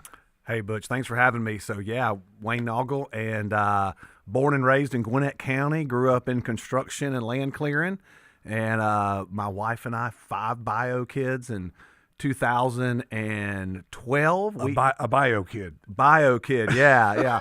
2012, we opened our home to be a foster home. Yes. No idea what we were doing. No idea about foster care. Yep. We got a phone call for an abandoned baby about 5 minutes after we opened. Yeah. We said yes to her. 53 weeks later, Mom had another baby. We said yes to her. Wow. And April 8th, 2014, we adopted both those little girls. Yeah. They're now 12 and 13. So ended up leaving everything I was doing to go start an agency to really partner with churches and communities and help kids in our state. And today, with 9 offices in Georgia, 285 kids in care last night, slept in our beds. And I think we've placed over 1,500 kids since we started. And so we go to communities and we partner and really try to make people aware that foster care and child abuse and trafficking, it's not just happening in Fulton, DeKalb, Gwinnett like everybody thinks. It's all over the state of Georgia. And the data is telling of yes, it's happening in Fulton, DeKalb, and the city of Atlanta, and those metro areas. And by the way, Georgia is the crossroads for child abuse, for smuggling children, for et cetera, just like it's a crossroads for shipping containers, transportation, railroad, what have you. It is the intersection. And what's interesting to me is that the number of children per capita is higher in the rural area than it is than needing foster, higher in the rural area than it is in the metropolitan area. Yeah, most people think it's all, it's all Fulton, it's all Cab, it's all Gwinnett. And this northeast Georgia sector where we are right here, kids come into care at twice the rate here per capita as they do in inner city Atlanta. So it is, meth in the rural areas is huge. In southeast Georgia, down near Blackshear and all that Brunswick area, Valdosta, kids come in 4.5 times rate higher down there than they do in inner city Atlanta. So it's a problem everywhere in our state. Throughout our state. And y'all tell us how many children you're serving this year? Yeah, so we've so last year in 2024 we placed 186 kids in Christian foster homes. Wow. Today, and we're not done yet, we're at like 271. So we're going to be up almost 100 kids. Yeah. And then I think last night we had like 285 kids that slept in our beds. And so huge problem across the state of Georgia. Ladies and gentlemen, I met Wayne a few days ago, a week or so ago. We've had many mutual friends and that we've talked about over the phone, but I met him in person just a week or so ago. But I have to say, having met him and having heard his story, I was compelled to have him on the show this morning to emphasize, especially at this time of year, at this most holy and spiritual and sacred time of year, these are things we should be considering as parents, as business people, as citizens in our communities, as Christians. And how do we serve the least of these? And these are children that need foster care. So you served how many children again?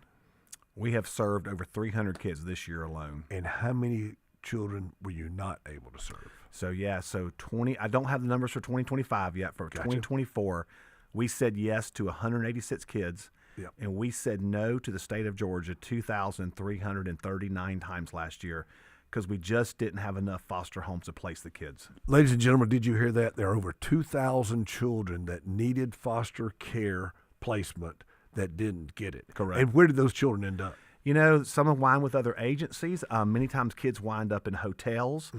They sleep in DFACS offices. We have teenagers. They will put them in like a Department of Juvenile Justice one night, just almost put them in jail because there's nowhere for them to go. No place else to put them. And, everybody says that's horrible. And I always say, if it's horrible and you got an open bedroom and an extra seat in your car, you're part of the problem. Yeah. And there's so many people that... Whoa, easy now. You're making me uncomfortable. Well, maybe they'll go buy a new Honda Pilot and they'll have more room, So, but there's so many people that point fingers and say, that's terrible. That shouldn't be happening to kids. Should be fixed. And it should be fixed. Yeah. And I say the church and our communities are the answer to fixing it. Yep. And, it's the old phrase, do I point a finger or do I lend a hand? There you go. Well, it's interesting that you bring it up and that you talk about the number that I bring it up and you tell us how many children didn't get served.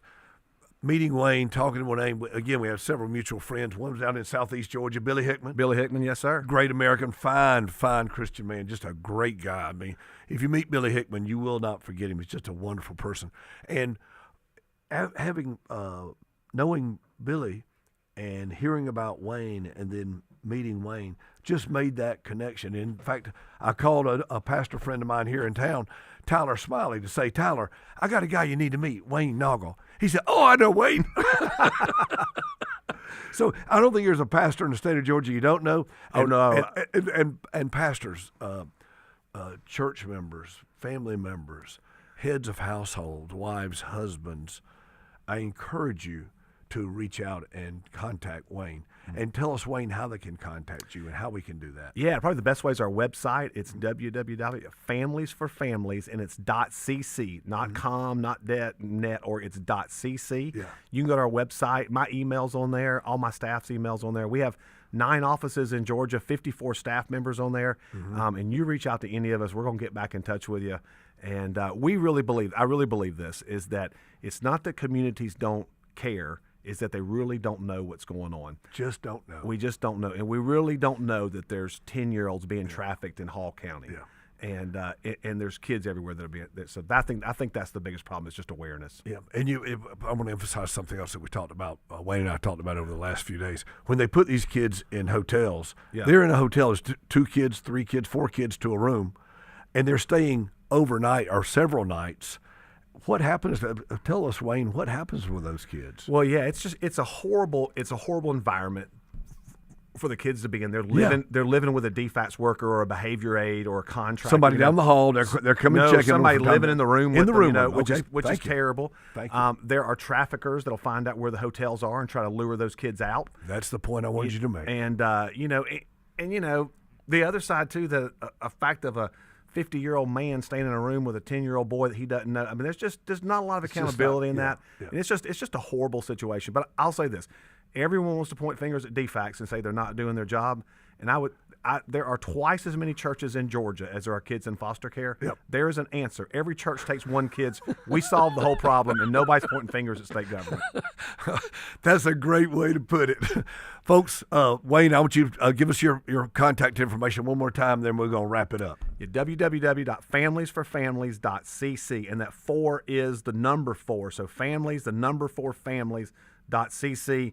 My email's on there. Go to our website. We'd love to talk to you. Wayne, thank you so much for being with us. Love you, buddy. Appreciate you.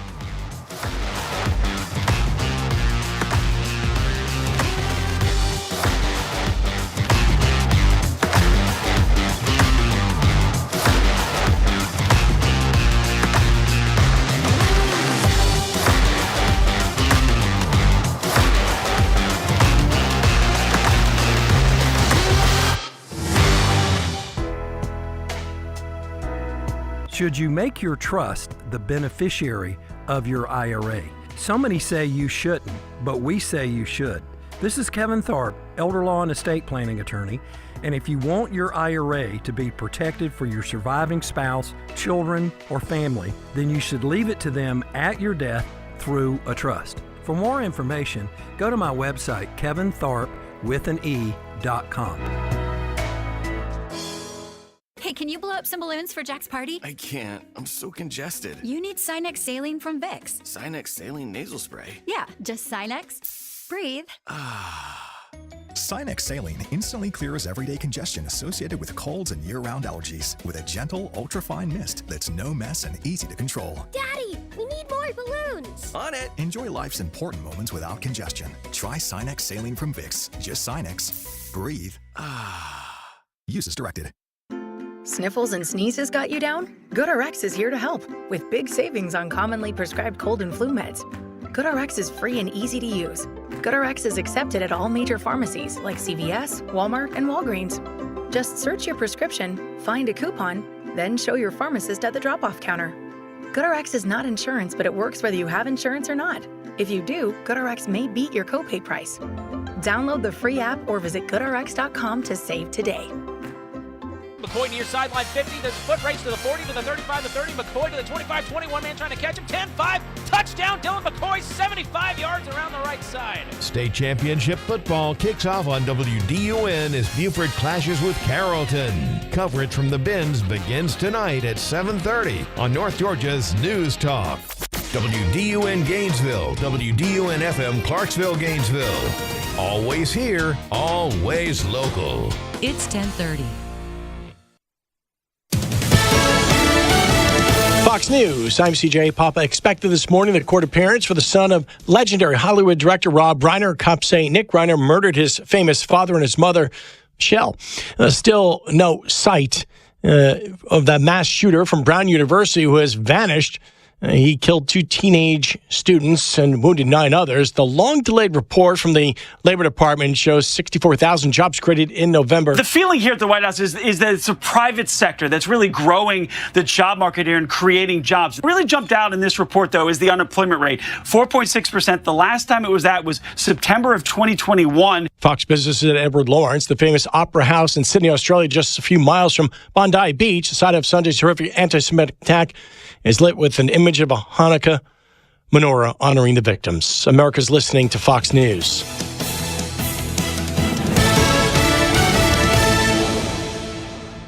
Always here, always local.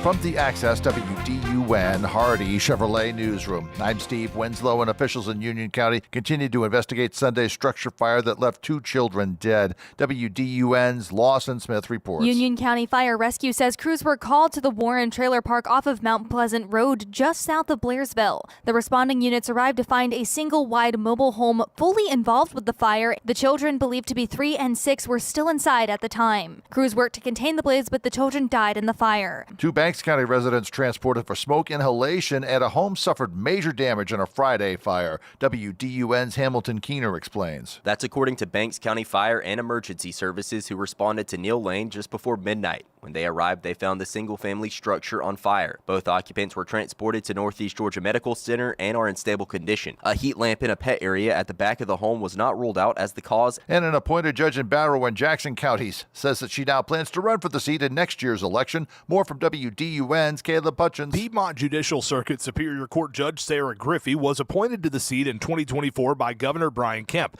Griffey, who previously worked in the circuit as a prosecutor and assistant district attorney, announced Monday afternoon that she now plans to run for the seat in the 2026 election. You can find more details about Griffey through her website with that link found with more news at Access WDUN.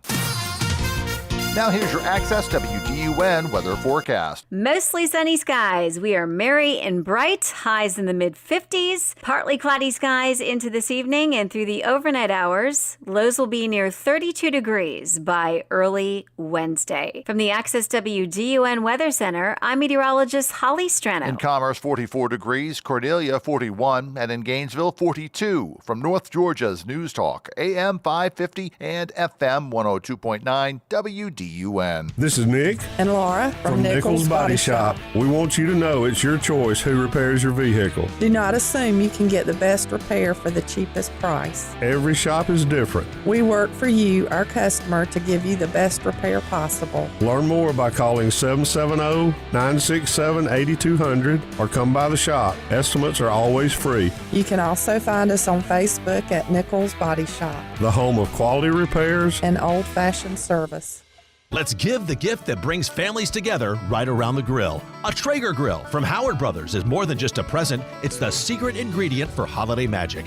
Whether it's slow smoked brisket, holiday ham, or cookies fresh off the grill. Yes, cookies. A Traeger is the gift that keeps on giving all year long. Visit Howard Brothers today and find the perfect Traeger grill for your holiday wish list. Don't wait. Santa's sleigh is filling up fast. Howard Brothers, family-owned, locally trusted, and ready to make your Christmas unforgettable.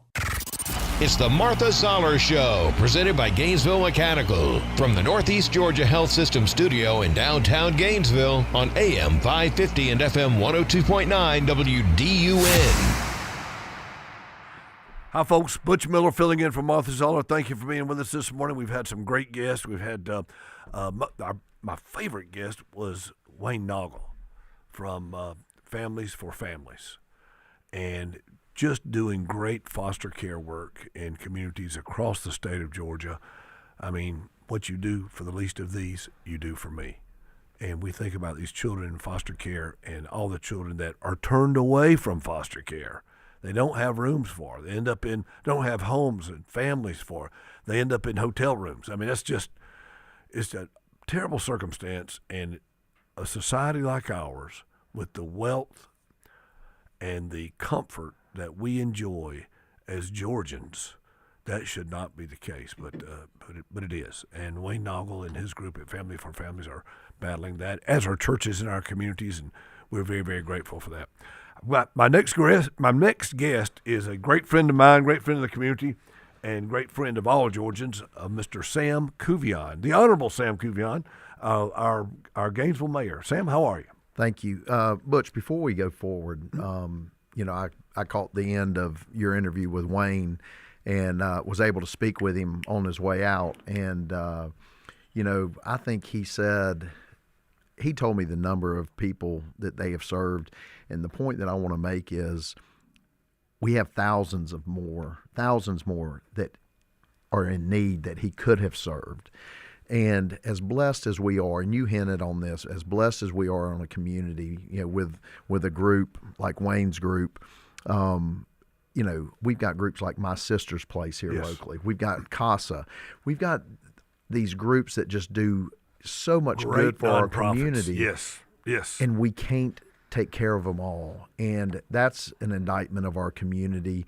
Not the people that do all the good stuff, but just of how we need to, how much we have to take care of. And I just feel blessed that we do live in a given community, and I feel so fortunate that we do have people that care.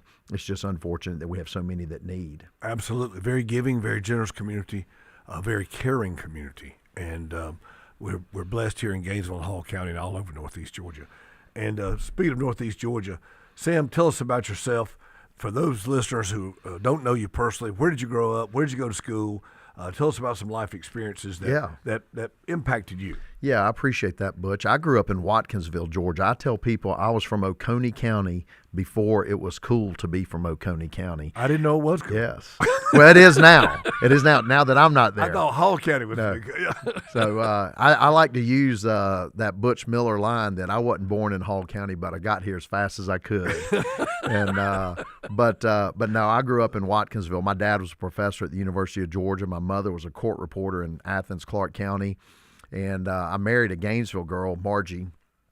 Her parents were Nancy and Walton Moore. Walton, longtime banker with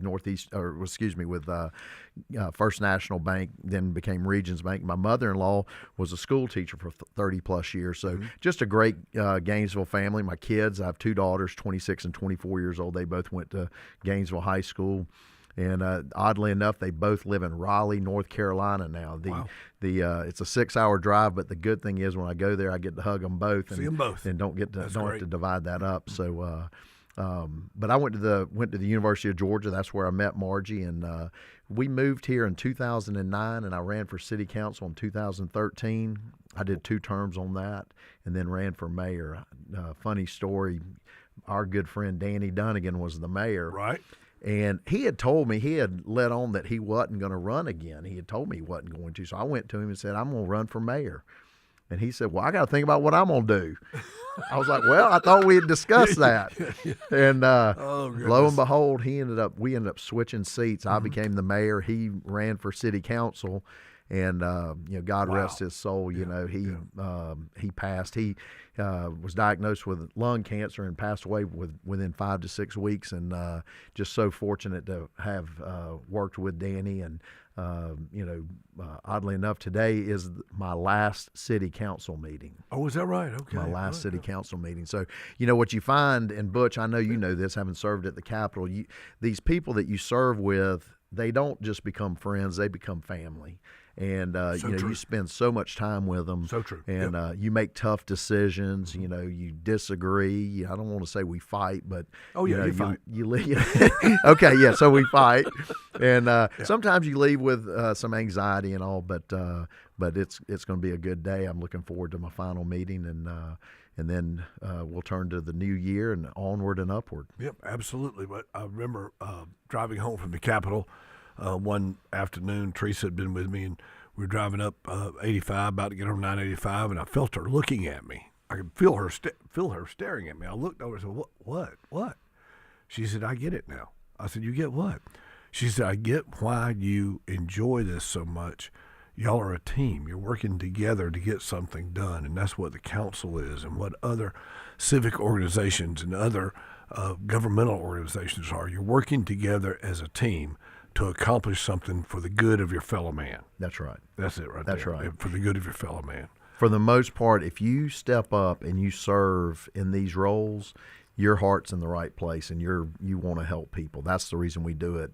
I know, I'm guilty. I read the comments on social media. I shouldn't. People tell me you should not read those. But I do, and people make comments all the time about the politicians enriching themselves and so forth and so on, and that is just the furthest from the truth. The people I've served with, that's the darn truth. Yeah, I mean, the people I've served with, they just have a genuine care about our community and how we can just best position it for, I want Gainesville to be a place where my kids want to move back to. That's right. All I want to do is make it better. Exactly. You want Gainesville, Hall County, Northeast Georgia to be a place that your children want to live, can prosper, have good jobs, good home, good quality of life.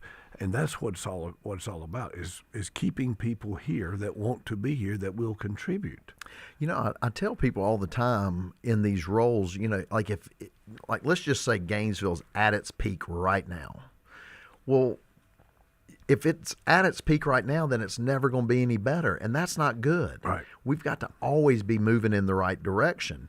If you are a car salesman, you're going to need more people to move here to buy new cars. Sell more cars. If you're an insurance salesman, if you're a doctor, if you're an insurance salesman, if you're an accountant, if you're a restaurant owner, exactly. You need to have that growth, and I just look at it, and that's what I want for Gainesville. I want it to keep moving to where people want to come back, and I get the people who don't like traffic. I don't like traffic.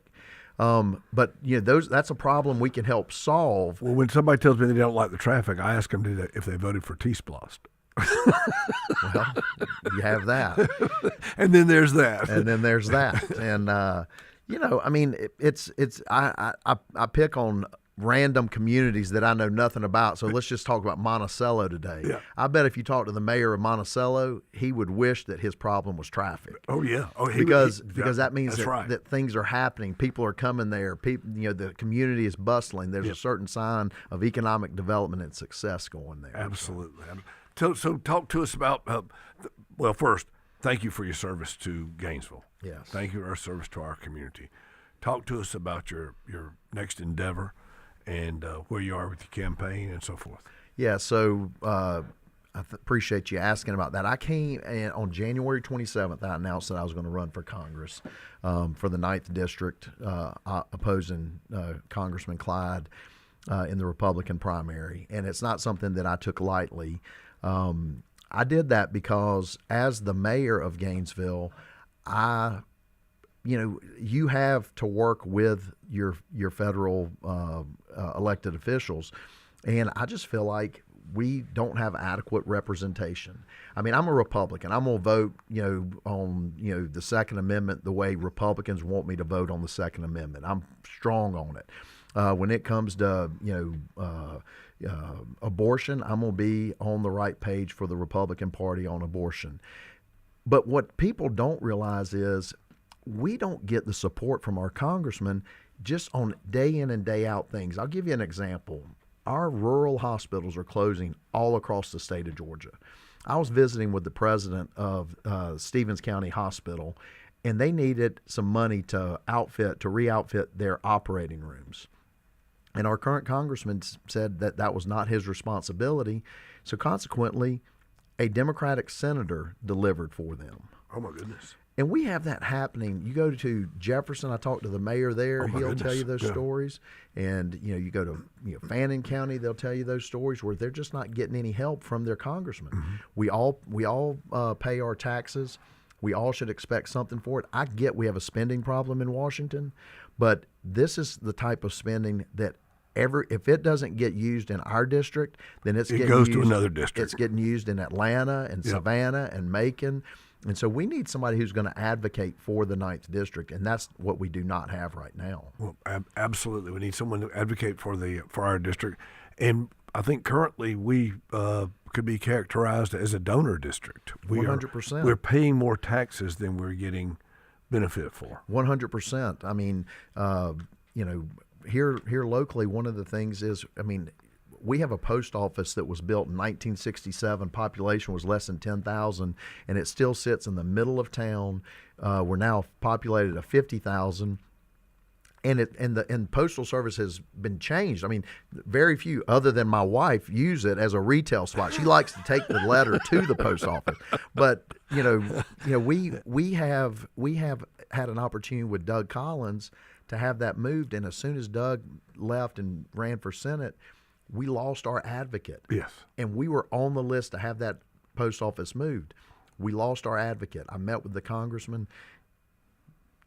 The follow-up was nothing. We never heard back from him. And so that's what made me say, I'm going to step up and do this. I can tell you, if it was 10 years ago and Doug Collins was still our representative, I wouldn't run. Yeah. This isn't about Sam Kuvion fulfilling a lifelong dream of wanting to be a congressman. This is something that I just kind of evolved into in a leadership role with the city. I saw that we didn't have that relationship. I talked to some of our county commissioners. Our congressman has been in office for 5 years. About 3 or 4 months ago, they met with him for the first time. I mean, I just don't know if you're not meeting with your county commissioners in your largest county, what are you doing? Who are you serving? Now, if it comes to wanting to change the gun laws in Washington D.C., he's your guy. I mean, if you want to make D.C. safer, that's the kind of legislation he's proposing. Right. But I understand. Well, we need advocates for our community, for our way of life, for our schools, our businesses, our roads, our highways, our hospitals, our bridges, our entire community. We need advocates for that. I think that's a great point, Sam. Thank you very, very much. And we're going to go to a quick break, and we'll be back in just a minute or two with Sam Kuvion, candidate for United States Congress, currently the City of Gainesville mayor. Thank you, Sam. Thank you. When it comes to where you get your news, what's important to you? I want to hear news that doesn't take sides. I want to hear clear reporting that's easy to understand. Always here with the news you need. AM 550 and FM 102.9 WDUN. Innovation at Jackson EMC. To me, innovation is taking technology and doing something new with it. I'm working with a global company. We're helping them be able to reduce their carbon footprint through some of our programs. Here at Jackson EMC, we embrace innovation, such as solar power, electric vehicle programs, energy-efficient right choice homes. Jackson EMC, innovation for today, innovation for tomorrow. Shopping for your spouse on the holidays is tough, especially when your spouse is Santa and his little elves can make him whatever he wants. We can make it for Santa, Santa, Santa! Once, I knitted him a tummy control onesie to get down chimneys, and the elves one-upped me and made him a magical shrinking suit. And we're awesome! Like a big poinsettia blossom. It's like I can't win. But then I did win. I found the holiday scratchers from the Georgia lottery, and those pesky elves can't make that. You hear that, elves? Give the gift of up to $3 million with the holiday scratchers from the Georgia Lottery. Please play responsibly. Always check and sign your ticket. Do you want to be one of Georgia's first 3 millionaires of 2026? You could when you play the new Georgia Millionaire Scratcher and enter the second chance promotion for a drawing on New Year's. So grab a Georgia Millionaire Scratcher from the Georgia Lottery at your favorite retailer today. Tune in to WSB Channel 2 for your official Georgia Lottery drawing and check out the Players Club at galottery.com. I'm Ed Evans, CEO of Consumer Cellular. Maybe you haven't heard about us. We're not one of the big guys. Truth is, we don't want to be. If you're over 50, Big Wireless has you paying for more data than you might need. Why? They might want you to cover the costs of younger people who do use all that data. If you're not using the data, you're probably being used. We've heard time and time again that some Big Wireless customers get stuck paying hundreds and even thousands more for years and years because they think it's hard to switch. Not with us. It takes just about 20 minutes and you can change your plan anytime without extra charges. We use the same towers as the big guys, so you'll get the same fast nationwide coverage without the big wireless bill. Our plans start at just $20 a month, and for a limited time, switch and get your second month free. Call 1-888-FREEDOM, visit consumercellular.com or a store near you and get your second month free today. Plans include $5 credit for auto pay and e-billing. See site for additional details. Always here, always local. From the Access WDUN Hardy Chevrolet newsroom, multiple fires with devastating results from the past 72 hours have ravaged homes in Hall, Banks, Gwinnett, and Union counties. Details at Access WDUN and coming up on North Georgia's News Talk. Use the Access WDUN Talk and Text line, presented by M&R Rental at 770-535-2911, and be part of the conversation. From the Northeast Georgia Health System studio in downtown Gainesville, it's the Martha Zoller Show on AM 550 and FM 102.9 WDUN. Hi, folks. Butch Miller filling in for Martha Zoller. Thank you all for letting me be with you this morning, and thank you for listening in. It's a beautiful, cold, cool, crisp winter day in Georgia and Gainesville, and as we talked about earlier this morning, it's a great day to be shooting quail. I've got a great guest here with me today, Sam Kuvion. Sam is the mayor of Gainesville. He is a candidate for United States Congress for the 9th District. And Sam, there are a couple things I'd like to talk with you about, if you don't mind me just pitching out some topics. And folks, by the way, I have not prepped Sam. I didn't come in and give him the questions. This is all off the cuff, and so I'll do the same if I have other guests, other folks lined up. So I call it F squared and H squared. Y'all might have heard this earlier in the broadcast. Unless Sam was listening in, he didn't hear anything about it. I know it, but F squared is fuel and food. Fuel and food. I mean, those are critical. When I say fuel, I'm talking about heating your home. I'm talking about cooling your home. I'm talking about driving your car. And we talk about food. We talk about substance. We talk about, food preparation here in Northeast Georgia, housing people I work with and people I talk to from time to time. I hear about what they're paying for a one-bedroom apartment. I think to myself, oh, my goodness, how in the world can you be paying that? And then the other H squared is so housing and then health care. And we're blessed in Gainesville on a great service, and we are very blessed to have them. So, Sam, I just let you hit on some of those topics, if you don't mind. Absolutely. And I think those topics, we could spend 30 minutes on each one of them. I'll tell you. No, we can't. Sorry. We don't have the time. I'll tell you, you talk about the fuel and food. I'm reminded, being the mayor of Gainesville, you're allowed to get out in the community and talk to people. And, we have a manufacturer here in town, Kubota, who does tractors. We have farmers in town. And I was at a outing where I was talking to them. And one of the things that's crazy, I mean, as we've seen our fuel costs come down, but one of the problems with food cost is the regulations that we put on our farmers. And you ask what that might be. If you go to Mexico is going to use a tractor that has no emissions whatsoever. No emission whatsoever. Abatement whatsoever. But, no emission but if you go to J. Moore Farms and Drew Eccles is running a tractor, Kubota's supplying that tractor for them. They're putting all kinds of emissions standards on them, which is going to drive up the cost of our food. Mm-hmm. So we really need to. I'm not saying that we just need to, blow out the atmosphere and not be mindful of what we're putting into the atmosphere. But what I'm saying is we've got to be reasonable to allow our farmers to be competitive. If we don't allow our farmers to be competitive, then we're going to be in a bad way, and that's what you see with food costs. Competitiveness with our farmers, if it's a national security issue. If you don't allow our farmers to provide food for our country, then you're going to become dependent on others. And we kind of look, some people, if you think back in the 1940s, I think 38% of our citizens were farmers. Now less than 2% of our farmers.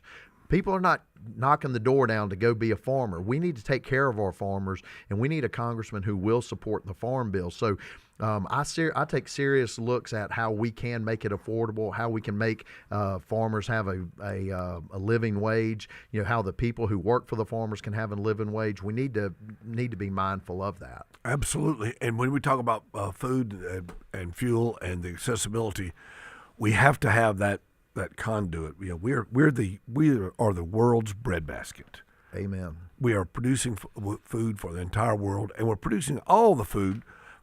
Vast majority of the food for the United States. And if we fall behind, we were talking earlier with another guest about about food pathogens, about other countries that are bringing pathogens into our country to infect our crops, like our wheat, our oranges, our peanuts, our pine trees, our whatever. All those. Not that pine trees are food, but infecting those crops, and that's really a challenge.